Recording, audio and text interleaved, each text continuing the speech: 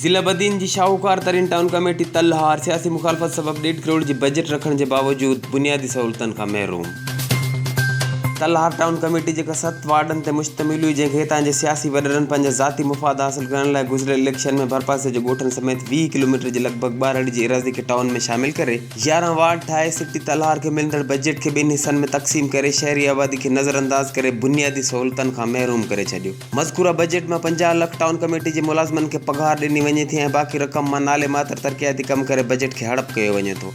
मख़सूस इलाइक़नि में town committee जे chairman तलहार 11 crore जा तरक़ियाती कम ॾेखारिया, जंहिंखे टाउन कमेटी जे काउंसलरनि पीर महफूज़, गुलाम हैदर, इत्काद सोलंकी, सिद्दीक़ हाले पोटरो, लेडीज़ काउंसलरनि शहनाज़ दलवाणी, मरियम कच्छी, रज़िया सोलंकी ऐं शहरियुनि पारां रद्द करे चेयरमैन जी 11 करोड़ जी करप्शन ते एहतिजाजी तहरीक जो चिताओ ॾींदे चयो त चेयरमैन वॾी करप्शन कई आहे।